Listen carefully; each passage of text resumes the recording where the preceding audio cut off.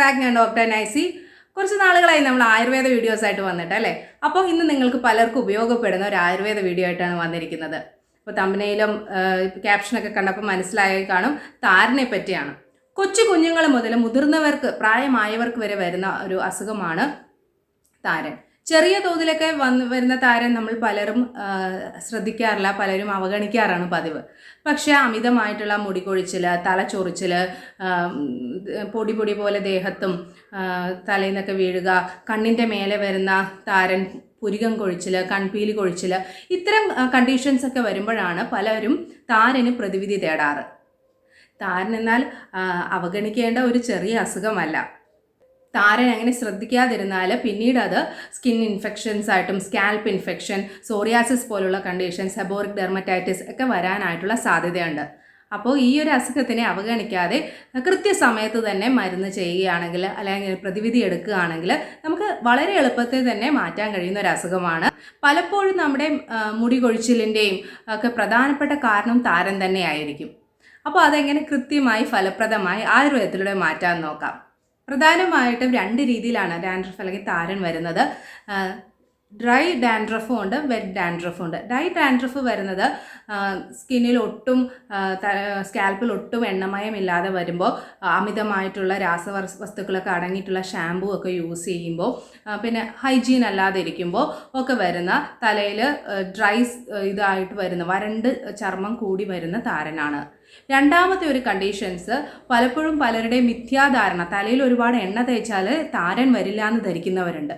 പക്ഷേ ഒരുപാട് എണ്ണ തേച്ച് നമ്മൾ പൊടിയും ഇതുമൊക്കെ ആയിട്ട് എക്സ്പോസ് ആവുമ്പോൾ ഈ ഒരു പൊടിയും നമ്മുടെ തലയിലെ മൃതകോശങ്ങളും എല്ലാം കൂടെ ചേർന്നിട്ട് താരൻ ഉണ്ടാവാനുള്ള സാധ്യതയുണ്ട്.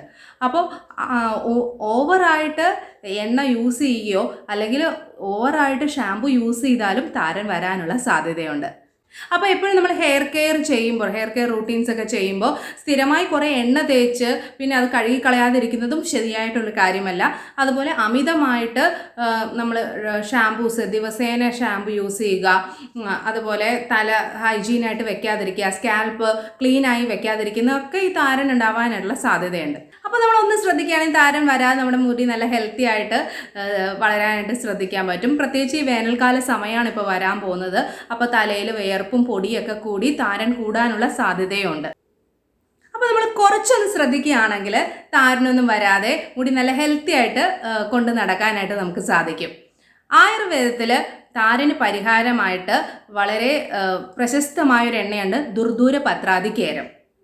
അതിന് ആകെ ഒരു ചേരുവയേ ഉള്ളൂ വരുന്നത്, വെളിച്ചെണ്ണയാണ് അതിൻ്റെ ബേസായിട്ട് വരുന്നത്. അതിലേക്ക് ദുർധൂരം, അതായത് ഉമ്മത്തിൻ കായ, ഉമ്മത്തിൻ്റെയും ഉമ്മത്ത് കായും നമ്മൾ യൂസ് ചെയ്യുന്നുണ്ട്. ഉമ്മം എന്ന് പറഞ്ഞാൽ ഈ പടത്തിൽ കാണിക്കുന്നത് പോലെ ഇതാണ് ഉമ്മം. നമ്മുടെ നാട്ടിലൊക്കെ കാണുന്ന ചെടിയാണ്. അതിൻ്റെ നീര് പിഴിഞ്ഞാണ് എണ്ണ കാച്ചുന്നത്. നിങ്ങൾക്ക് ആയുർവേദ ഷോപ്സിലൊക്കെ ദുർധൂരപത്രാദി കിട്ടുന്ന ഒരു മെഡിസിനാണ്. അപ്പോൾ ഈ താരനൊക്കെ അമിതമായിട്ടുള്ളവർ ആഴ്ചയിൽ 2 പ്രാവശ്യമാണ് ദുർധൂരപത്രാദി കേരം തേച്ച് കുളിക്കേണ്ടത്.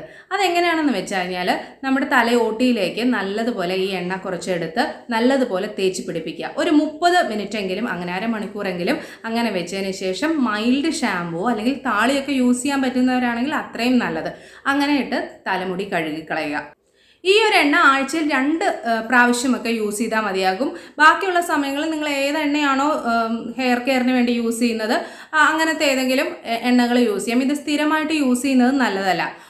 പിന്നെ താരനൊന്ന് കുറഞ്ഞ് അതില്ലാതായിട്ട് വരുമ്പോൾ പിന്നെ ഈ എണ്ണ സ്റ്റോപ്പ് ചെയ്യാൻ വേണം. കാരണം ഈ എണ്ണ ചൂടായിട്ടുള്ള എണ്ണയാണ്. അപ്പം മുടി ഒരുപാട് യൂസ് ചെയ്ത് കഴിഞ്ഞാൽ മുടി കൊഴിച്ചിലൊക്കെ ഉണ്ടാവാനുള്ള സാധ്യതയുണ്ട്. പിന്നെ ഒരു കാര്യം കൂടെ ശ്രദ്ധിക്കണം, താരൻ മറ്റുള്ളവർക്ക് പകരുന്ന ഒരു അസുഖമാണ്. അതുകൊണ്ട് താരനുള്ള ഒരാളുടെ തോർത്തോ ചീപ്പോ ഒന്നും മറ്റൊരാൾക്കാർ യൂസ് ചെയ്യുന്നത് അത്ര നല്ലതല്ല.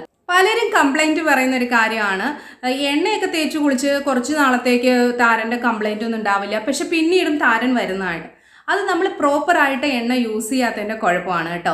അതായത് നമ്മൾ ഓരോ പ്രാവശ്യം ഈ ദുർധൂരപത്രാദി കേരം ഇട്ട് തേച്ച് കുളിക്കുമ്പോൾ നമ്മുടെ തോർത്ത്, നമ്മൾ യൂസ് ചെയ്യുന്ന ചീപ്പ്, കോമ്പ്, അതുപോലെ തലയണ കവറ്, അങ്ങനെ തലയിൽ എന്തെങ്കിലും കണ്ടിന്യൂസ്ലി യൂസ് ചെയ്യുന്ന ബാൻഡുകൾ അങ്ങനത്തെ സാധനങ്ങളൊക്കെ ഉണ്ടാവില്ലേ, അതും ഒന്ന് ചൂടുവെള്ളത്തിൽ ഒന്ന് കഴുകി വൃത്തിയാക്കാനായിട്ട് ശ്രദ്ധിക്കുക. കാരണം ഇത് പകരുന്നൊരു ഈസ്റ്റ് ലൈക്ക് ഫംഗസ് ആണ് ഈ താരൻ എന്ന് പറയുന്നത്, ഡാൻഡ്രഫ് എന്ന് പറയുന്നത്. അപ്പോൾ അത് പിന്നെ നമ്മൾ ഉപയോഗിക്കുന്ന ഈ വസ്തുക്കളിലൊക്കെ ഉണ്ടെങ്കിൽ പിന്നെയും നമ്മുടെ തലയിലേക്ക് കയറാൻ അത് പിന്നെയും സ്പ്രെഡ് ആവാനുള്ള ചാൻസ് ഉണ്ട്. അതുകൊണ്ട് എപ്പോഴും ക്ലീൻ ആയിട്ട് ഇത് നമ്മൾ സ്കാൽപ്പ് ക്ലീൻ ആക്കുന്നതോടുകൂടി ഇതെല്ലാം ക്ലീൻ ആക്കാനായിട്ട് ശ്രദ്ധിക്കുക. ദുർധൂരപത്രാതി കേരം കറക്റ്റായിട്ട് യൂസ് ചെയ്യുകയാണെങ്കിൽ താരനെ പ്രതിരോധിക്കാനും താരനുള്ള ഒരു നല്ലൊരു ഫലപ്രദമായിട്ടുള്ള പ്രതിവിധിയായിട്ടും നമുക്ക് യൂസ് ചെയ്യാവുന്നതാണ്. ഇനി ഇങ്ങനെയൊക്കെ യൂസ് ചെയ്തിട്ടും താരൻ കുറയുന്നില്ല, കൂടുതൽ സ്പ്രെഡ് ആവുകയാണെങ്കിൽ നിങ്ങൾ നല്ലൊരു ആയുർവേദ പ്രാക്ടീഷണറെ കാണിക്കേണ്ടത് അത്യാവശ്യമാണ്. കാരണം മറ്റെന്തെങ്കിലും സ്കിൻ ഇൻഫെക്ഷനോ അല്ലെങ്കിൽ സ്കാൽപ്പ് ഇൻഫെക്ഷനോ ഒക്കെ മാറിയിട്ടുണ്ടോ എന്ന് നമുക്കറിയില്ല. അപ്പം അങ്ങനെ കൂടുതലായിട്ടുള്ള കണ്ടീഷൻ ഉണ്ടെങ്കിൽ ഒരു മെഡിക്കൽ അഡ്വൈസ് തേടുന്നതാണ് എപ്പോഴും നല്ലത്. അപ്പോൾ വീഡിയോ ഇഷ്ടമായെങ്കിൽ ലൈക്ക് ചെയ്യാനും ഷെയർ ചെയ്യാനും എന്തെങ്കിലും ഡൗട്ട്സ് ഒക്കെ ഉണ്ടെങ്കിൽ കമൻറ്റ് ബോക്സിൽ ചോദിക്കാനും മറക്കരുത്. അപ്പോൾ നെക്സ്റ്റ് വീഡിയോയിൽ വരുന്നവരെ by. Thank you for watching.